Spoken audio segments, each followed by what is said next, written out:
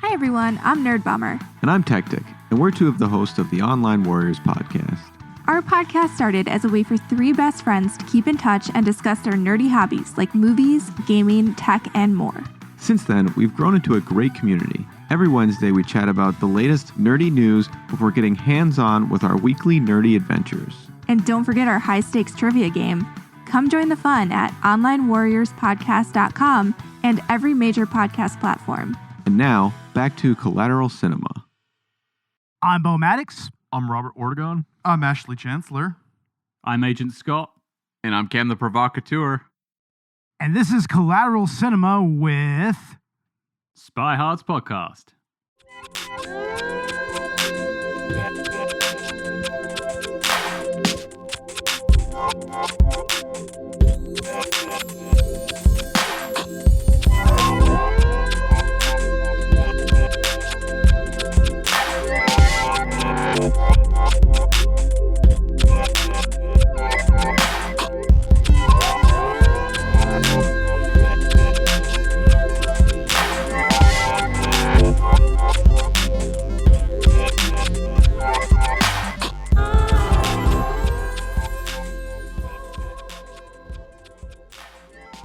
Welcome to Collateral Cinema, the only movie podcast that matters, where we focus on good movies, bad movies, and everything else in between in the world of cinema.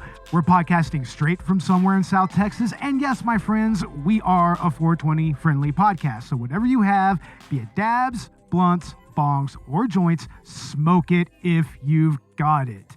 And welcome to our season 6 finale.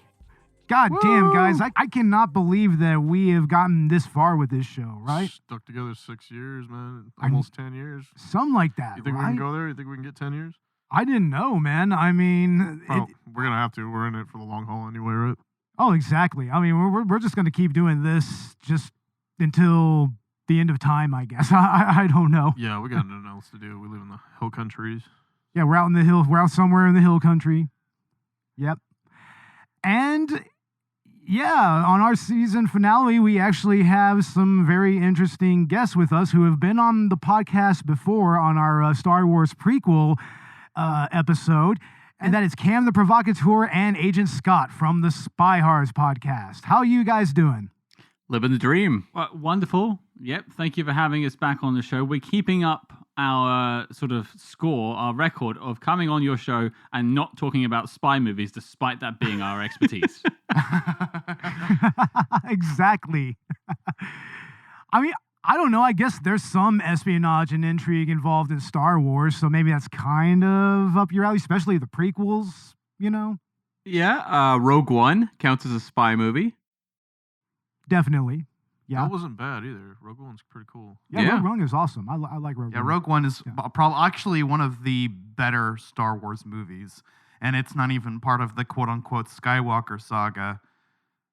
Yeah, I mean, and that needed that, you know? Yeah. But speaking of Star Wars, we're actually doing a movie with Mark Hamill in it, and it's kind of a unique movie for its time, right, Robert? Yeah. I don't know, I'm just thinking Peter Cushing, like you said, Rogue One when they CGI'd him, right? Oh, yeah. That was amazing, dude. That was amazing. Go. We got to go back to Star Wars, right? Yeah, okay. Yeah. But we are doing the Mark Hamill and Annie Potts road movie / car movie / romantic comedy, Corvette Summer, which is kind of fitting because here in Texas, we're officially kind of getting our first dose of summer. Like, it's starting to get up into the upper 80s and lower to mid 90s. That's like pre-summer. And then eventually we're just going to get slapped with the triple digits after a while. Yeah, so it's going to get hot. Yeah. But this is a fitting movie to start that off with, right? Definitely. Yeah. Yeah, I agree. And go ahead. Go ahead. What you do? No, that's it. That's all I had to say. Damn it, Ash. Anyway, Corvettes, and it being summer, we should go get a Corvette Summer. I know. I wish we could have a Corvette Summer right now. Wouldn't that be awesome? Margot Robbie and Brian Gosling drive that Corvette Barbie car, right, Ash? Right? Exactly. I mean, this is another car movie, right? So that's why this was your pick, Robert. But to our guests from SpyHards, What out of all the choices that we presented to you to come on and guest on an episode, what made you stand out? Or what made this one stand out for you? I'm going to bat this over to my ever loving co-host Cam, because this was very much his pick. Yeah, so the reason was I had never seen it, but I remember when I was younger, I was a huge Star Wars fan, and my mom would reference the only other thing she'd seen Mark Hamill in was Corvette Summer. And so when I saw it on the list, I was like, oh, I've actually heard about this movie. It has a certain amount of infamy is the wrong word, but at least in terms of like Mark Hamill star vehicles, there's not a lot out there, and this one's very notable. Hell yeah, man. Yeah, I mean, I think this was right around that time frame too. I think this was right after the original Star Wars, if I'm not mistaken. This was 1978, so yeah. You're correct. So fresh off of A New Hope, which originally was simply Star Wars, right? Mark Hamill did a car movie with Annie Potts. Yeah, I mean, the only thing I'd seen him in outside of this was like Time Runner. Like Mark Hamill's star, it seemed exploded for Corvette Summer, and then it was back to Star Wars. And there's not a lot of other star vehicles until like the early 90s. Mm-hmm. Yeah, I don't really recall a whole lot of other movies from this period of time that he was in. I mean, and it was kind of weird because he was a pretty hot ticket at the time, you know, having played Luke Skywalker in like one of the biggest franchises of that era, or what would eventually become one of the biggest franchises of all time, I should say. Yeah. Yeah, he's in a movie called The Big Red One, a World War II movie that's actually very good, but it's more of a smaller supporting role. And that's probably, I think that's 1980. Yeah, a few years Yeah. after this one. Right on. But this was Robert's pick for the podcast, and as usual, I am going to ask him, why did you pick this movie for the podcast? Because this is mostly a child-based movie for me, really. Like from your childhood and whatnot? As it being my childhood at 21 years old when I first saw it, but yeah, we can call it that. But no, I was introduced to this through my father, and we found it at Half Price Books, and you know, one of those kind of like new age blockbuster videos where you're going. Oh, exactly. Yeah.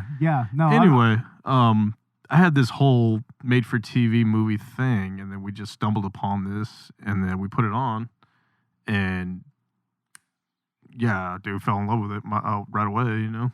Yeah. I don't know. Yeah, to me, this isn't a made for TV movie, is it though? I think it came on television at one point. You know. Yeah, but Back in the 70s. It had a theatrical release though. It had a theatrical release. and Yeah. from what I understand, it was a little bit of a hit. Like they made this for about like what? It was like around $9 million. It was $9 million, Wow. and it grossed over 30 million. So it did make a good profit. Yeah. But at the time, $9 million, that was kind of considered a little high for a movie like this. In 1970, yeah, that's a huge budget. Yeah. Especially a movie that seems to really mix different genres like this one does. You know? Like, on one hand, this is very much a car lover's movie. It's about a boy who finds his dream car, builds his dream car, has that dream car stolen, and then goes to retrieve it and finds love along the way. It's a classic American story, right? Classic American story, Greg. Absolutely. But actually, one of the reasons I chose this movie is because my stepdad actually built one of these Corvette base models, and it was a 1973. Excellent. Yeah. Wow. So I have seen this car in person. Nice. Yeah, except without the hood. You know what I mean? Hell yeah, man. And yeah, I mean, the car is both kind of a MacGuffin of this movie, but also kind of a character in its own right, you know, especially with just the design that was put into it. Oh, yeah, that was one of a kind design. He switched up the hood, he switched up the rear end, and he converted it to right-hand drive. So it does stand out. It's one of a kind. It really is. And we were talking with Cam and Scott a few seconds earlier, and Apparently, I mean, they have a different take on this because they don't have a whole lot of experience with cars, right, guys? Well, I mean, I've drove for a very long time before I wasn't able to drive anymore. I would just say, in terms of the right-hand drive, I did feel very much at home, as we do use right-hand drive here in the UK and drive on the correct side of the road, obviously, compared to all you North Americans. But you know, it's interesting because I think I've driven like maybe one or two cars in my entire life, but Cam doesn't even drive, so we haven't really got that sort of physical like appeal of a car. Like I don't think Cam or I see a car and go ooh ah. No, it's more just that's the thing. Yeah.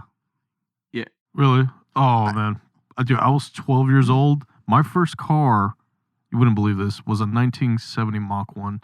Nice. I found that car it was buried in fucking dirt, man. And I dug it out with a shovel and I brought it back home. And then I fell in love with cars ever since then, just being 12 years old. I paid $500 for it. Wow. And it was too good. Can I ask you a question then? You've got this deep ingrained love of cars. This vehicle, this Corvette that they're focusing on in this film, is that an actual car that could be created and put on the road? Because it feels like it's like a made up. I mean, I know a Corvette is a real vehicle, but like the hood looks all like it's made up for movies. Like it doesn't feel like it's a real thing. It feels really like bespoke. it looks like a concept car to me almost. Yeah. Yeah, it looks like he put his own version of GM's concept together from the 70s. And honestly, I think they could mass produce this thing, and make it drivable. Oh, yeah. And I don't think it would be too hard either. No, it couldn't be. I mean, they made this version roadworthy, and I believe that they still kind of show it off with other movie cars, right? Yeah, definitely. To this day, like with the Thunderbird from like Smokey and the Bandit, or the Ecto-1 and whatnot. It is kind of iconic in its own Kind way. of the same way they mass-produced the DeLorean Back to the Future car, and they still mass-produce David Hasselhoff's Knight Rider car. Oh, nice. I think they can just put these on the road, Nice. Excellent, yeah. Yeah, see, like you guys, I'm not really a car guy either. In fact, I'm currently not driving either. But I can respect a good car, like a good looking one, like the Corvette in this, or really anything we've watched in some of the car movies we've done on the podcast.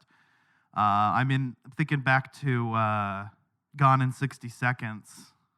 That car was pretty sweet. Yeah. Exactly. As it being the American muscle, bro, we just appreciate it. Like, Yeah. oh no, man, we just want it, Damn it. There's an aesthetic to it. Yeah, and the whole fact that it's like it's a right-handed car, that's cool. And I also can empathize, I think, somewhat with Mark Hamill's character because, like I've had things in my life that like, hey, this is something really important to me.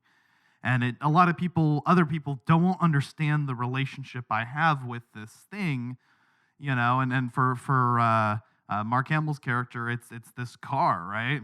Yeah, I guess in some way we all kind of have that, white whale when it comes to our hobbies, more or less. It's another thing. It's remember in the beginning, the opening credits, where the whole high school is looking for a car to find in the junkyard, right? Yeah. So they're looking for this car, and Mark Hamill pretty much almost gives up on finding a car, and he sits down, and the Corvette emblem just lands right on his lap, right? Almost as if it's kind of ordained from heaven, right? Yeah, almost like it was destiny, almost like it chose him, Exactly. And then he looks up, and then there's the body of a stingray, right?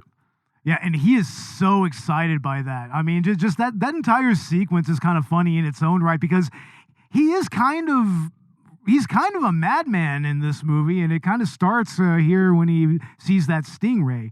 I mean, he's just like, stop! Mm-hmm. Yeah, and there's that scene with Annie Potts where he's kind of describing the love that he has for the car, but it's obviously a double entendre, and he's actually trying to tell her how he kind of feels about her. And I actually really like that sequence because, it's just the way that he describes this love that could, and be interpreted for her or for the car. And I think that it's interesting that in that way he draws that parallel, you know? I just was wondering though, like for the point of view of the motivation of the character, wouldn't it have made more sense if it was his car? It wasn't even his car, right? Yeah, it's the school project. I mean, technically, yeah, no, you're right. It didn't belong to him to begin with, but it was his design. Yeah. He's just in love with this thing and it's not even his. Yeah. Yeah.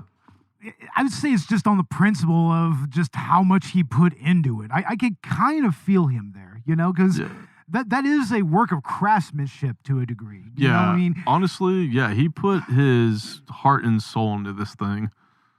Yeah. And it wasn't even his to begin with, yeah. I was a bit concerned at one point. Just the obsession with the car was going to turn into like an old school version of last year's film Titane. Like there was going to be some very involved relations with that car. Or Cameron Diaz and The Counselor. Ooh.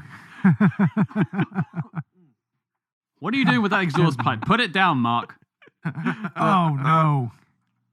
Yeah, that's a disturbing thought in its own right, and an interesting movie, Titane, as well. But here, I really like Mark Hamill's performance, although it's very obvious that he is not at 100%, because I believe that this was right after he had his accident that completely fucked his face up. Yeah. Right? Yeah. So I think that maybe he just kind of took some of his frustrations of the healing process out in this role a little bit, because I mean, there's times where he just kind of lets loose, where he's kind of scary. Yeah, there was one critic that said he looked like a ghoul in some of the lighting. Yeah, right? yeah, like he looked ghoulish. Yeah. Exactly. And because he came out of a car crash. Yeah. Yeah. Which makes this movie even more interesting. It's like he just came out of a car crash, and now here he is in a goddamn Corvette Stingray, fucking driving chicken and whatnot. Yeah, he's lucky though, because Cliff Montgomery came out of a car crash and he wasn't the same after that. Yeah. Oh yeah. Oh my God. He was lucky to come out to still, entertain us as Luke Skywalker later on. Yeah. Yeah, true. But the other part of this movie, which is like the best part of this movie, is Annie Potts. 100%. Like, she is so adorable in this movie. Like, I mean, she was on Designing Women, which was a sitcom back in the late 80s, early 90s. Not even late 80s, early 90s, like in the late 70s, right? No, it's I think late 80s, early 90s. Late 80s. Yeah, she was eventually on that, and I think that this was one of her first roles before that. Yeah, I remember her in like Pretty in Pink and stuff. Ghostbusters, right? Oh yeah, of course she's Janine in Ghostbusters. Yeah. Classic role. Yeah, she'd literally done 3 TV movies at this point, and then it was Corvette Summer was her first theatrical film. She hadn't done any like syndicated television or anything like that at this point. So this is her 4th credit on IMDb. Nice. Okay. Excellent. Cool. Yeah, and she brings a charm to this role that honestly just plays very well off of Mark Hamill's maniacal obsession and whatnot. Yeah, because, I mean, she's got this dream. She wants to make it big as a sex worker, which, more power to her, of course. But I love the interactions she has with Mark Hamill early on where, she's trying to treat him as a customer. And he's actually a virgin. Yeah, he is so unsure about what to do here. He's and couple that with the fact that he doesn't have a whole lot of money apparently. I mean, he just kind of clams up whenever it comes to being intimate with her. Yeah, it's because he's doesn't have sexual experience. Yeah. But I think that what's also notable is how Annie just goes through so many different looks through this movie. And every look that she has is so appealing and is just so fun to look at on the screen. I mean, she's gorgeous. I was amused. This is the classic 80s, 90s trope of the female sex worker who hasn't actually done any work yet. So you get the appeal of like, ooh, this is like some illicit eroticism going on. But at the same time, it's the Cinderella thing of like, well, she's, new at this job and she can be turned around and live happily ever after. It's like, oh yeah, this is the epitome of 80s, 90s sort of romantic storytelling. Yeah. It really is. Yeah, it's total rom-com shit. There's a moment in this film where I thought it was going to take an interesting turn with the Annie Potts character. And I will just say, I agree with everyone's points. I think Annie is easily the best part of this film. By a country mile. But there's a moment where I thought it was going dark with her character. It was really going to take a look at what it takes to be a sex worker in Las Vegas and sort of what it does to you.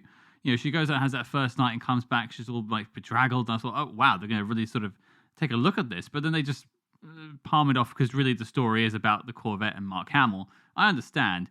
But that nugget there is something I really wish they'd sort of picked up on more in the film.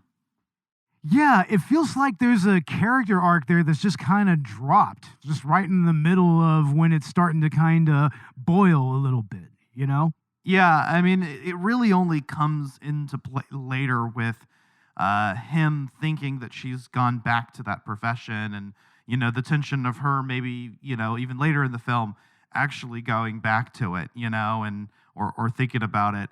And I think that ultimately it just kind of turns into this driving force for tension in the third act. And like you guys said, I think I wish that had been explored a little bit better and wasn't just that, Also, unfortunately, she just sort of turns into his mother, which we get a glimpse of early in the film, this sort of absentee mother, which again is another interesting element that's really not dug down into.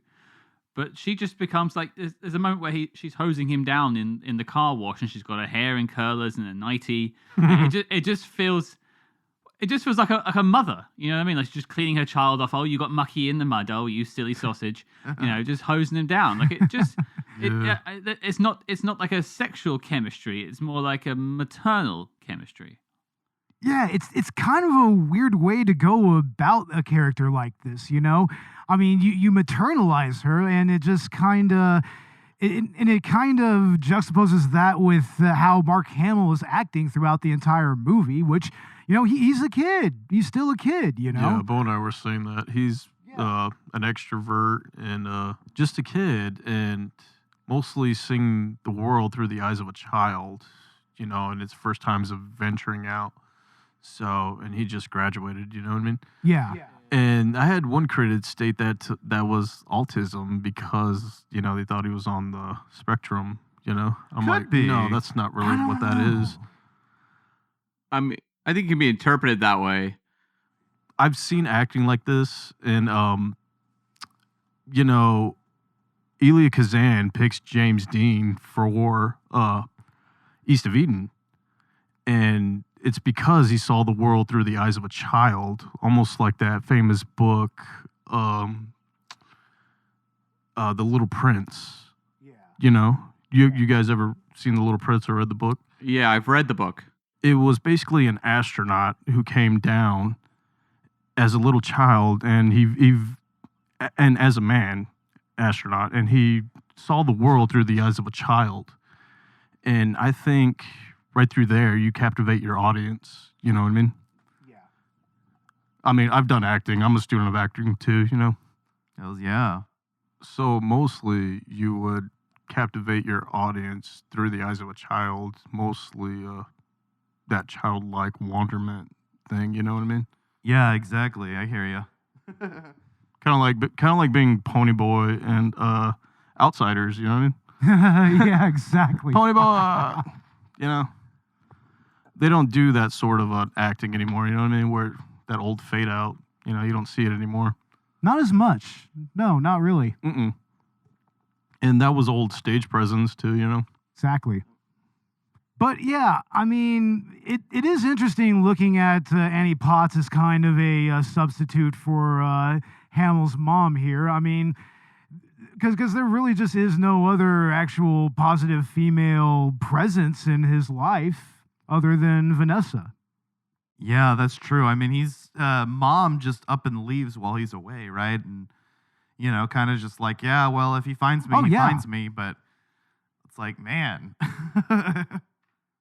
Hell, she doesn't even give him a fucking key to his own house. Yeah. Like, Yeah. seriously. She's a multi-talented lady of the evening that lives in Vegas, though. So Yeah. she's very well busy, Bo.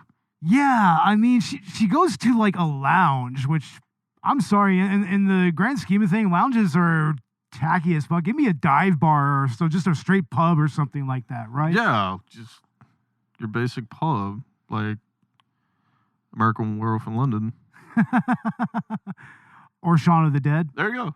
But anyway, in the plot of this movie, he builds this car and then it's just straight up stolen from him while Danny Bonaducci is fucking driving the car. Danny Bonaducci. Yeah, he's in this movie. He went to get some fucking Cokes, Bo.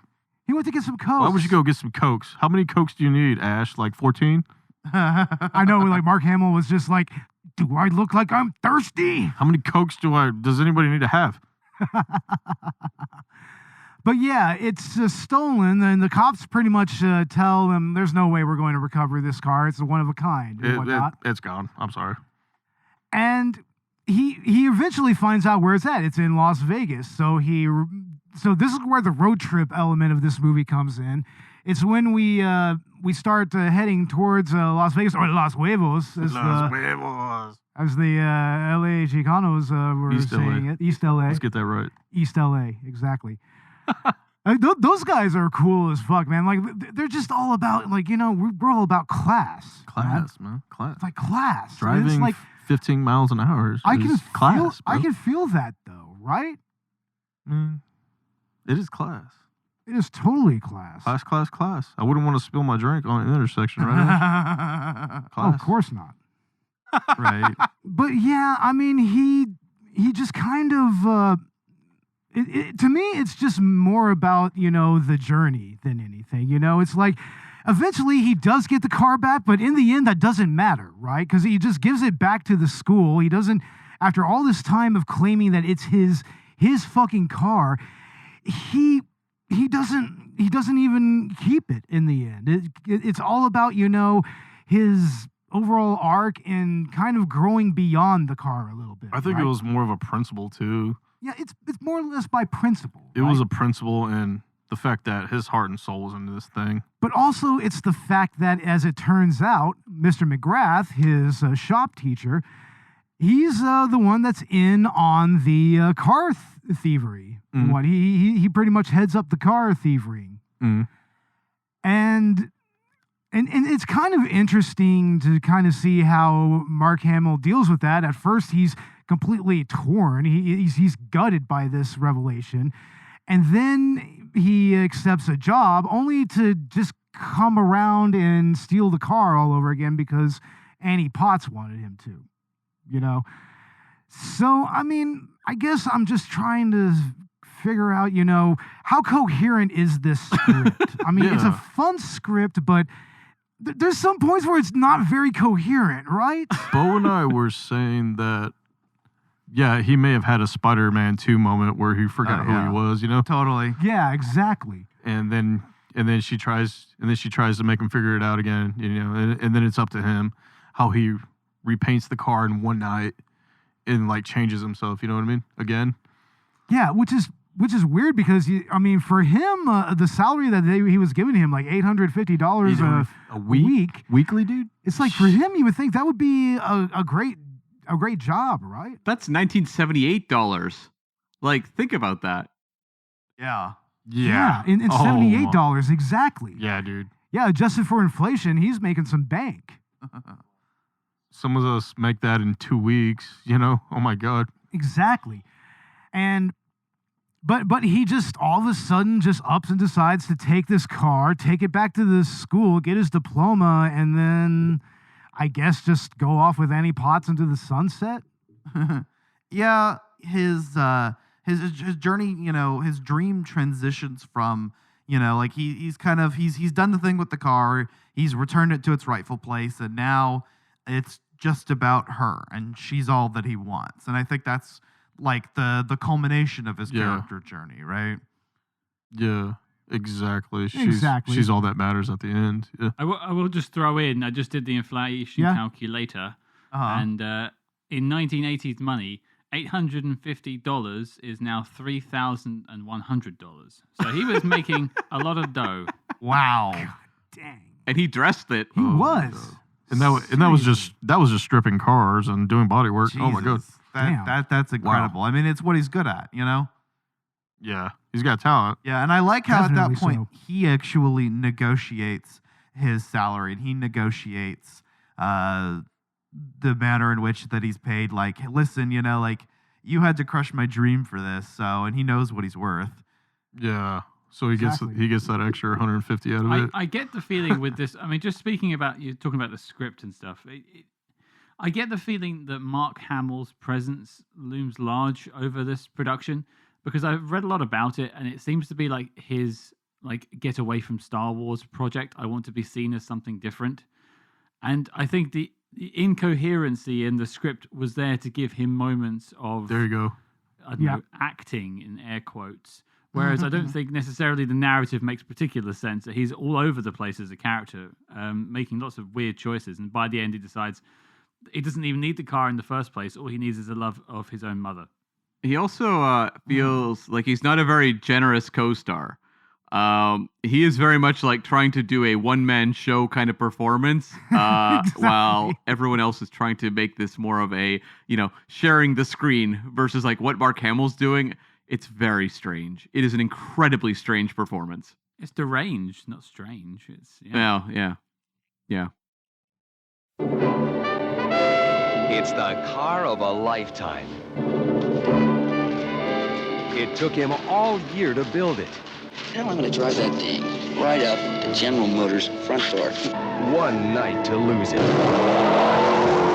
that's my car! You stole my car! And the whole summer to get it back. MGM presents Corvette Summer. Somebody stole my Stingray and the word's out it's in Vegas. You got a Corvette? Starring Mark Hamill, who's back from Star Wars. Oh, yeah! And Annie Potts, who's out of this world.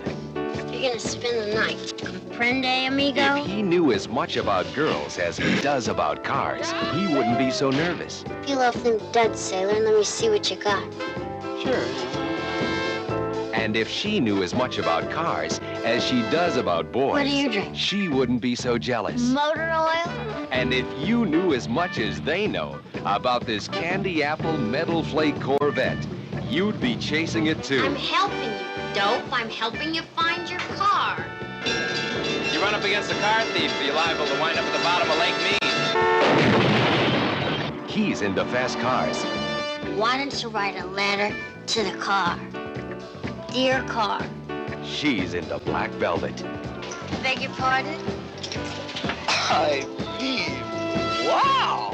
Together, they find love, You have no right to take me anywhere! excitement, and danger. On the trail of a stolen Corvette. Stop this car! Stop it! I'm getting out! Oh, no, you're not.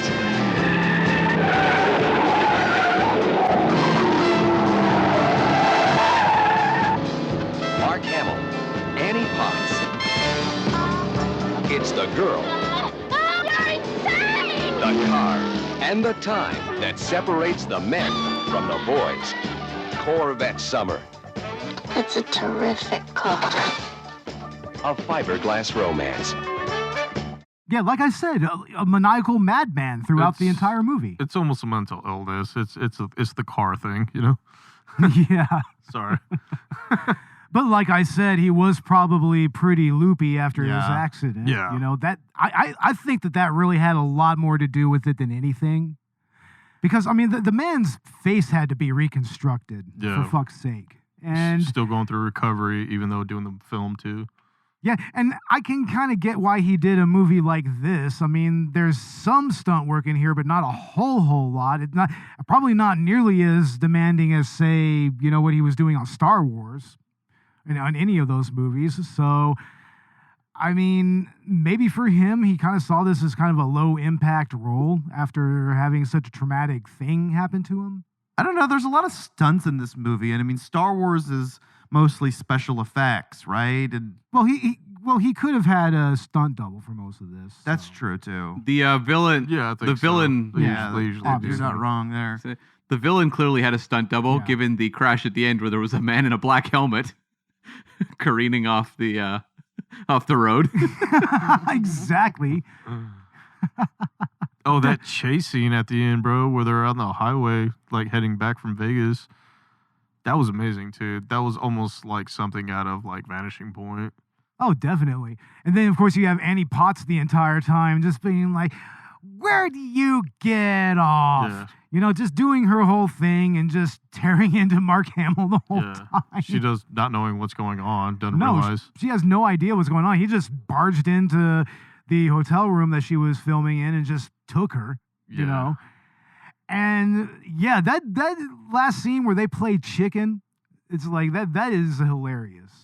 Like they're in a quarry, right? Like some type of rock quarry. A rock quarry, and then the car chase scene, and then they end up in a gory somewhere, right? And then a rock quarry. And and then they get back onto the road, and that's where they have their final showdown. Yeah. And everything. And he turns back around, he whips the car around, and then it's like a whole chicken run right there. You know what I love is that you kind of think that they're going to do that whole trope where once the car wrecks, it just automatically explodes, but it doesn't. But they just couldn't help themselves. He still had to pull out his .45 and shoot the car and blow it up. Yeah. They just couldn't help themselves. I mean, I was telling Bo they wrecked a nicer car too. That was like a Pontiac Formula 400, right? well, they probably had 4 or 5 of them that they used. Yeah, I mean, that's a nice car. I was like, dude, that's an early stage Trans Am model. I wouldn't want to blow that up, you know? Oh, hell no. Shit. But they did. They blew it up. Yeah. I like the other different genres that are kind of at play here. Like, as a rom-com, this is pretty much all Annie Potts' role. Like, she's playing the rom-com here. I mean, Mark Hamill is just in another fucking headspace. I don't know what movie he's in. He's just coming out of the first Star Wars movie. Just coming out of the first Star Wars movie. He's just movie, realizing what happened and that he's a big star now. He's doing his audition tape for the Joker. I think like it's the 1970s. He is trying to do some sort of gritty character work in a movie that does not support gritty character work. Yeah, that would explain why it feels so out of place. You know, like he kind of almost feels like he's playing it straight and not really like playing it like a rom-com. You know, maybe just showcase what he can do. and this was the movie he chose to do that in. It's like he was watching Taxi Driver 2 years earlier and was like, I'm going to do that. Hey, that tracks, I guess. I mean... Well, they both got cars in the name. Taxi, Corvette. I don't know. Yeah. And an ER in the second word. Summer, driver. Of a reach. You know? Yeah. Yeah. That's a reach. Thank you. Nice. Oh, but Cam and Scott, you guys have kind of a personal connection with the setting of this film, right? Well, we actually met each other over 10 years ago now in Las Vegas. Oh, wow. Yeah. And just to the context of people who don't listen to SpyHards every week that are listening to this show, of course, I'm a British man, as you can probably tell. I live in England. Cam, you can't tell, but he's Canadian. He lives in Canada. And so meeting in Las Vegas in the United States is very weird. Yeah. And we attend a Star Trek con every summer, so that's where we met. But even like Scott got married this past summer, and there's a sequence in this where you see Mark Hamill basically in a like dump yard for old Vegas signs. Yeah. And we actually did a tour of that neon museum. Was it the night before the wedding? Night before the wedding, yeah. Yeah. Nice. That's so cool. I've always wanted to go see that neon sign graveyard because, I mean, that's just such a slice of old Las Vegas history, you know? Oh, yeah, dude. They have a whole graveyard, just Las Vegas shit, too. Just old Vegas. I mean, that entire town has a storied history to it. Oh, you know, man. almost on the same way of like Los Angeles or San Francisco. Yeah, it's all highway. Vegas, it's all man. highway to history, really. Yeah. It really is, and that Go to sign Vegas, graveyard has Greg. so much of like the '60s golden age of Las Vegas just represented there. Yeah. You know, lots of casinos that are invariably just not there anymore. They've already been demolished and had something else rebuilt there. Mm-hmm. Yeah. Yep. Stardust, Aladdin. Yeah. Yep. Or even in this one, they go to Circus, which is now pretty run down. Not exactly the hot spot to be. Yeah, I'd imagine so. Yeah. I mean, I'm surprised it's still standing, honestly. We actually went and hung out there this past summer. It's actually pretty cool to go to. It's got all the carnival games, and it doesn't have the crowds that are in this movie, but it is pretty kitschy and neat. Oh, that's cool. Hell yeah. So it's more like an arcade than a casino, or? Mm-hmm. Yeah. Oh, yeah. There's a whole like theme park Nice. that they built inside of it. Oh, wow. Yeah, there's a whole theme park inside of it. But also, like, me and Cam are both moderate fans of the 1970s James Bond film Diamonds Are Forever, which, of course, also took place in Las Vegas. And we've done, like, tours around Las Vegas looking at sites that are in there. But there was a lot of those sites in this film, too. So I was sort of sitting there picking those out as well, which was nice to see. That's awesome. That's a cool little connection between those two movies. Yeah. Wow. Nice. That was awesome. Yeah, that must be pretty cool. Mm-hmm. And I mean, for all I could tell, the quarry they were in may have been the same quarry that Bond had his like bike chase in. I can't tell. Who knows? Probably. I wouldn't be surprised. I'm not really sure how many. I mean, I've never been to Nevada, so I can't say what kind of quarries are outside of Vegas or not. So, but all gold and silver. I don't know. It was probably more like marble or something like that, or just rock quarry or something like that. Yeah. Yeah, but I guess we can go ahead and start just kind of getting into our final thoughts on this movie. On Corvette Summer. On Corvette Summer. I'm sure that there's a lot more that we could talk about here, you know. We probably could. Like the size of the engine. The size of the engine, yeah. Well, you can get into that in your final thoughts. But we usually start with our guests with our final thoughts. So let's go ahead and start with Cam. I think this movie is a very interesting curio. It's like basically it's a showcase for Annie Potts, and you can understand why she became a star. It's very clear.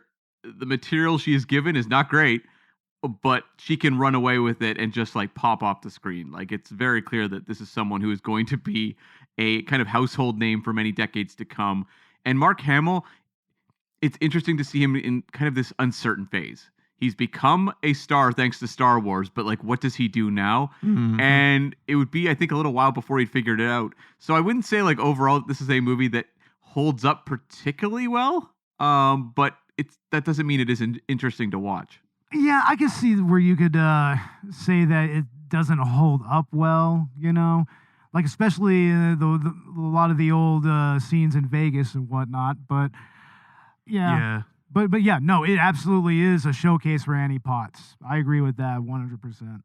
It's still, I think it's still fun to watch nowadays, even if you hadn't seen it before. Yeah. You're scrolling through Netflix, you pass it once or twice, or maybe even 10 times, and then you finally put it on, and like, hey, yeah, it's not a bad movie, actually. This is a good movie to watch and have fun with. Oh, yeah.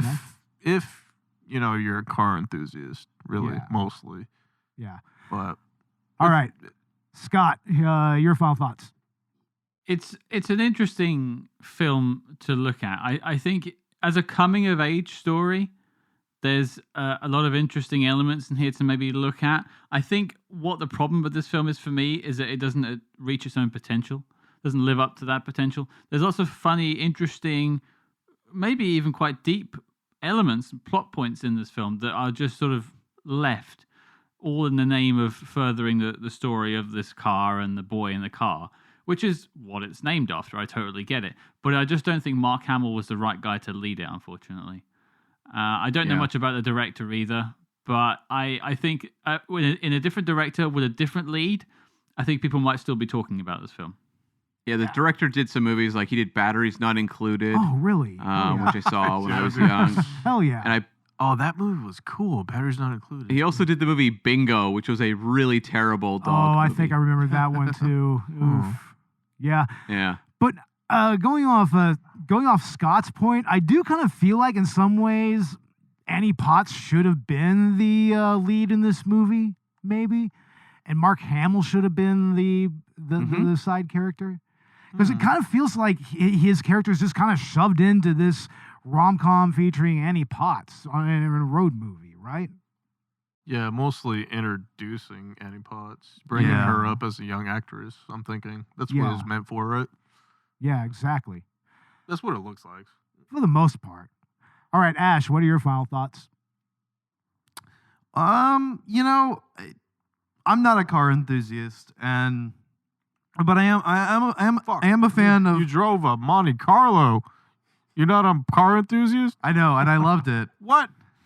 I'm not a car enthusiast, but I do recognize, you know, like the aesthetic attraction to certain cars, you know, and you know, as a Chevy guy, I mean, I could call myself a Chevy guy. You drove a Chevy Monte Carlo, bro. Come on. Yeah, I like Camaros too, and Corvettes are pretty cool too. So I think I can empathize somewhat with, you know, like the character journey that Dantley goes through, Mark Hamill's character, because, you know, I've kind of had my own passions in that way. But I think, like you guys mentioned, the plot isn't as well written as it could be. And I think Mark Hamill's trying to kind of deliver an eccentric performance, is I think a good way of putting it, during a time in his life, which is interesting. But I think that it's actually kind of it's kind of fascinating seeing that along with one of Annie Potts, I guess, you know, like up and coming performances, you know, and kind of like you guys said, basically introducing her to the world. She does stand out quite a bit. And so I really like, you know, I think, I guess kind of the chemistry between those two performances is interesting to me. And I think it's a fun movie to put on. I mean, I think we put this on like 3 or 4 times since we were planning on recording this podcast. And, you know, it's a fun movie to just kind of have on and, you know, maybe smoke and drink a little bit and definitely have a good time with your buds. Definitely. Absolutely. Yeah. And mostly, I had to show you this because it was Mark Hamill's basically second on-screen performance, you know? Yeah. Yeah, no, I'm a fan of Mark Hamill, you know, like I love him. I love his spicy tweets. I love his little, like, just anytime he decides to do anything Star Wars related, I get a little giddy. Like there was a promo for the new Star Wars Jedi Survivor game, which, by the way, I've been playing. Super, super awesome. We're doing a spoiler-free episode on it very soon with Collateral Gaming. But there was a little promo with Mark Hamill kind of training Cameron Monaghan, and it was really actually funny. I loved it. Oh, yeah, man. Yeah, I remember that commercial. It was on YouTube a few times. And yeah, I agree with you. He's a lot of fun. But we'll go ahead and get to Robert's final thoughts. My final thoughts. Said a lot already. I would recommend this to somebody who hadn't seen it before. And if you're a car enthusiast, probably go ahead and watch it. And I think it's mostly like that late night for TV thing I'm used to back in the day. Kind of like Martin Sheen's The California Kid. Yeah. I grew up off that stuff, man. So or Born to Run, which we did Born last to Run, season. yeah. I grew up off of late night, like action, thriller, television. Yeah, like on TNT and yeah. TBS and whatnot. Yeah, all the old stuff. And anything car related, you know, I just fall in love with it, you know. So this movie is right in one of my top 10 probably too, yeah. Top 10, hell yeah, man. Yeah, and Annie Potts, I mean... Annie Potts, I mean, she gave a good performance and she was gorgeous the whole time, yeah. I'm not sure if she was just nominated for it or she won it, but I think that she got a Golden Globe for best new actress on for this performance, actually. So nice. She is kind of the breakout performance here, isn't she? Oh yeah, Absolutely. Yeah. Yeah. She's the most remarkable part of this movie, other than the car, and Yeah, she's beautiful. and also Mark Hamill being a lunatic. Right. We also though have Brian James a few years before Blade Runner, so it's got that going for it too. Oh yeah, exactly. From Blade Runner. Yeah. He's one of the car thieves, right? Yeah. He's the one. He's Yeah. like, "Bye bye, little buddy," and then he just drives off. Oh, he is in Blade Runner. Yeah. Yeah, he is in Blade Runner. Shit, dude. Hell yeah, man. When they paint the car gold, I'm like, dude, why would you paint it that color? Why would you? That is so ugly, right? It's like I told Bo, dude, I painted a bicycle that color. And it was okay when you were a kid in the 90s, but it's like, nah, an entire car color, dude.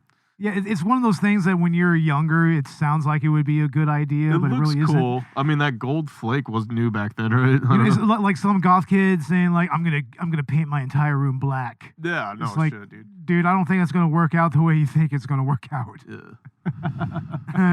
You know. But as for my final thoughts, like we said, to me, this is very much an Annie Potts movie more than it is a Mark Hamill movie. It literally feels like Mark Hamill's character was just in the car itself was just kind of shoved into an Annie Potts rom-com. And there's certain elements that it works, you know, but like we were talking about, there's certain plot points that come up that are just kind of But the Corvette chose him, Bo. Remember that? the Corvette destiny. chose him. The emblem just doesn't fall into your lap But out of thin air, right? To me, it kind of explains why it explains a lot of the incoherence in the plot and whatnot, and why there's so many story points that are just kind of left by the wayside. So, but yeah, Annie Potts is amazing. Mark Hamill is a lunatic in this movie. Bless him. But from what I understand, this is his favorite movie, which I can respect. I mean, I'm sure he has a fond place in his heart for it. And yeah, the car is pretty awesome. So, Yes, it is. oh yeah. Yes, it is. Well, we'll go ahead and start winding things down by switching back to our. We got maybe 10 more minutes here. We'll go and switch to our guests, Cam and Scott. Just tell us about what's up with the SpyHards podcast. Well, I mean, firstly, gents, thank you very much for having us on the show. It's actually strange. It jumped out to me as I was writing my notes for this. We actually do have a bit of connective tissue with this film. We have had the composer of the score and soundtrack for this film on our show as a guest. Really? Wow, no way. Yeah, Craig Saffin. Yeah. No way. Yeah, we had Craig Saffin on to talk about his score for Remo Williams. And the last Airfighter, is it? Yeah. Remo Williams. The Last Starfighter. Last Starfighter. And Yeah. Wow. yeah, we also, I think, talked to him about his work on the Nightmare on Elm Street That's franchise. cool. Oh, no way. Oh, and he did Cheers as well. He did the Cheers music as well. Cheers. Oh, Yeah. man. Dude. Wow. Yeah. That's a pretty old one for us, actually a couple of years old now at this point. But yeah, I mean, what's going on with us? I think by the time this is out, we will have just dropped our huge, gargantuan review of Spectre, 2015's James Bond film. We have a couple of interviews coming out with that too. Gary Powell, the esteemed stunt coordinator, as well, joining us on the show that week as well. So yeah, a lot going on SpyHards, plus tons of interviews in the past, tons of films, tons of spy movie reviews. Spectre. Yeah, come find us wherever you find this podcast. Is that the last Daniel Craig movie, Spectre, right? That's second to last one. Oh. No Time to Die was the most recent one. Spectre was the one before. That's the one that's got Dave Bautista in it. Oh, Yeah, man. Yeah, those Monica Aston Martins were Bellucci. nasty, dude. Right on. Oh, man. Mhm. Oh, fuck yeah. Yeah, whenever we do a James Bond film or any spy movie, you guys will be the first we'll let know. Well, Ash, Cool. what's going on with Collateral Gaming? Make it quick. All right, as aforementioned, we should have our Star Wars Jedi Survivor review out very soon. And in addition to that, we will be doing our season finale of our own on The Legend of Zelda Tears of the Kingdom. I'm so fucking hyped for this game. It's going to be amazing. Part 1 will be a spoiler-free game launch review, and Part 2 will go into full spoiler details and wrap up Season 5 of Collateral Gaming. Excellent. Hell yeah. And this is it for Collateral Cinema for the timing until October for season 7. We've really had a great season this last half a year and whatnot. We'd like to thank all of our guest hosts for being on the show. We love each and every one of you. And also, you can find us on Patreon at $1 and $5 tiers for both Collateral Gaming and Collateral Cinema. You can find us on Instagram, Facebook, and Twitter. And you can find us wherever you get your podcasts as well. And one more thing, guys.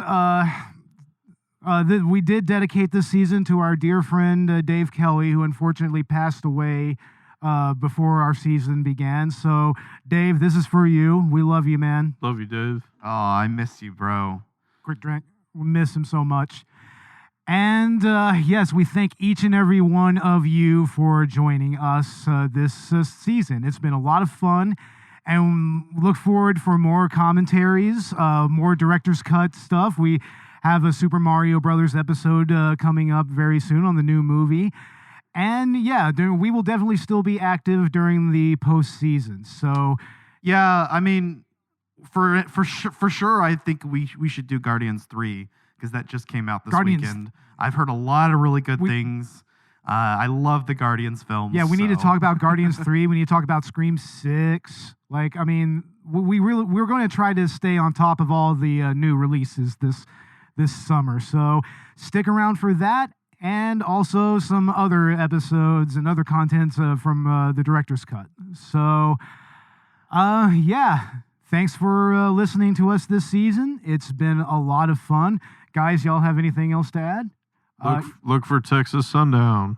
Yes, Texas Sundown. Starring Ashley Chancer and myself, Robert Ortegon. Exactly, with camera work and some directing by yours truly here. All of us at L Company Production. At Collateral Media. Collateral Media. Collateral Media Productions. Section 9 Studios. Section 9 Studios. And we'll try to help anybody if they need it.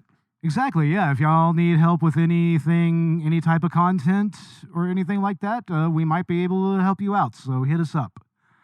But I guess that we can go ahead and wrap it up. This is kind of a short episode for a season finale for us, but you know, I think we said all we needed to say about this movie, and we have much more coming down the pipeline. More car movies, Ash. Yep. More car movies. Hell yeah. More disturbing movies, of course. I think we're going to be doing Pink Flamingos. I believe we're also going to be doing Trick or Treat, right, Robert? Trick or Treat and Halloween. Trick or Treat around Halloween, yeah? Yeah. Yeah, the anthology movie. Yeah. And I wanted to pick The California Kid as one of our next episodes for next year. Excellent. The California Kid would be awesome. Starring Martin Sheen. So be on the look for that one. It's on YouTube if you can find it. Yep. And yeah, just stick around, folks. We're going to have even better quality episodes coming up, and we're probably going to be expanding our Patreon as well. So join us there, $1, $5 tiers.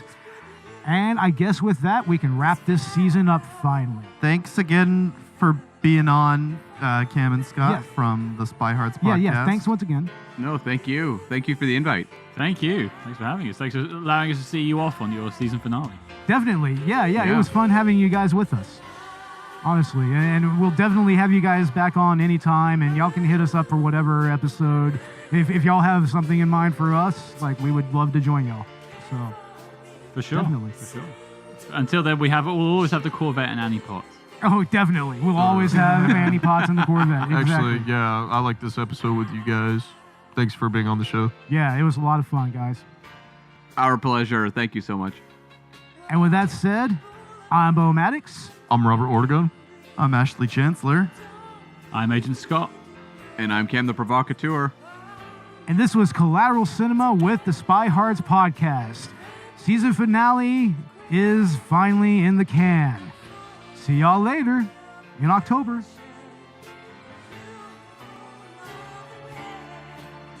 So give me